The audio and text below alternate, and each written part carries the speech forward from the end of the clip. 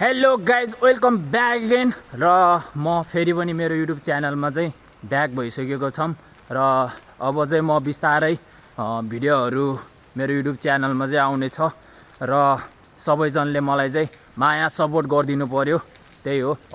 अहिले चाहिँ रातको 10 बज्यो है, रातको 10 बज्यो र मेरो ड्युटी पनि अफ भयो र म चाहिँ अहिले बाटोमा हिँड्दैछु।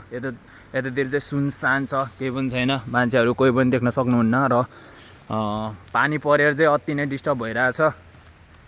यो के हो, सिजन पनि कस्तो कस्तो र एकदम सुनसान छ बाटो चाहिँ र म चाहिँ रुमतिर जाँदैछु। त्यही हो परदेशको जीवन के छ र मैले एउटा खुसीको खबर सुनेको छ। आज भर्खरै केपी ओली पक्राउ पर्यो रे। यो मेरो लागि अति नै खुसीको कुरा हो। कसले समात्यो भन्दा सुदन गुरुङले। हाहा, केपी ओली समात्यो। ओ माई गड, दङ भइरहे के। केपी ओली समात्यो, पूर्व प्रधानमन्त्री। ल ओ माई गड, सबैभन्दा खुसीको खबर है। समात्नै पर्ने थियो र समात्यो पनि। त्यसमा भए पनि केपी ओली समात्यो भन्दाखेरि चाहिँ म एकदमै खुसी छु र यसको लागि म एकचोटि नाच्दिन्छु पनि। वेट द सेकेन्ड, म नाच्छु। जेलैमा ओ जेलैमा केपी जेलैमा, जेलैमा ओ जेलैमा केपी जेलैमा, मै छोरी हेरै। मलाई चाहिँ एकदमै खुसी लागेको छ है केपी समात्यो भन्दाखेरि र म एकदमै खुसी छु।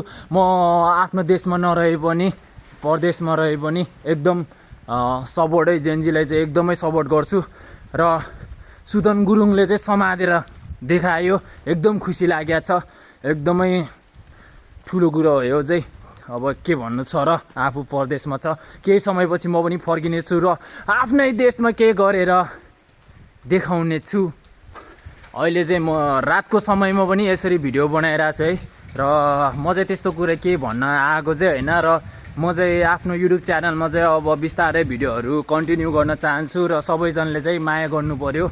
अबदेखि चाहिँ म बिस्तारै भिडियो हाल्ने कोसिस गर्नेछु र सबैजनाले चाहिँ सपोर्ट गरिदिनु भन्न चाहन्छु।